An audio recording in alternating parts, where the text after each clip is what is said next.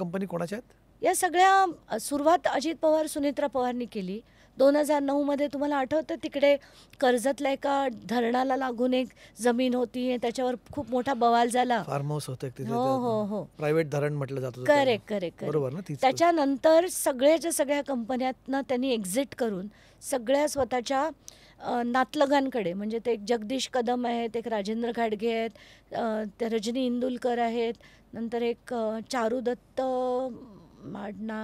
नाहर आणि काय असं त्यांचं, मला ते आडनाव पटकन आठवत नाही आहे, आठवेल की सांगेन. तर अशा सगळ्या लोकांना त्यांनी फ्रंट्स करून त्याच्या सगळ्या, त्यांना ना कमलेश, त्यांना धरणांची कॉन्ट्रॅक्ट्स आहेत, त्यांना विंडमिलची कॉन्ट्रॅक्ट्स आहेत, त्यांना हायड्रो पॉवरची कॉन्ट्रॅक्ट्स आहेत, त्यांना रस्त्यांची कॉन्ट्रॅक्ट्स आहेत.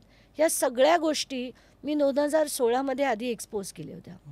ते राज ग्रुपबद्दलच्या केल्या. म्हणजे तुम्ही, आम्ही फक्त तुम्हाला एक सेकंद थांबेल, तुम्ही नाव घेऊन बोलतायत आणि आपण एका नॅशनल चॅनलवरती बोलतो म्हणून म्हटलं तुम्ही घेताना पुराव्यासकट बोलत आहात. मी तेव्हा प्रेस कॉन्फरन्स मध्ये बोलले होते, छापलंही गेलं होतं. आजही तीच सिच्युएशन नाही, आता तर त्याच्या खूप जास्त कंपाऊंड झालंय.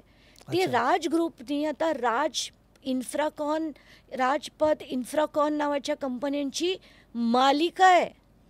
त्यांचे NH4, NH package 1, package 2, package 3.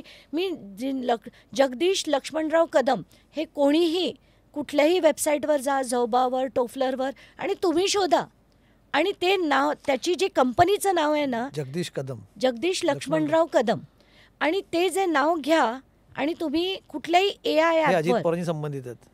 Jagdish Kadam हे अजित पवारांचे सख्खे मामे भाऊ. अच्छा. आणि राजेंद्र घाडगे हे त्यांचे सख्खे मावस भाऊ, आणि हे सगळे त्यांच्या त्या सगळ्या कंपन्या सांभाळतात.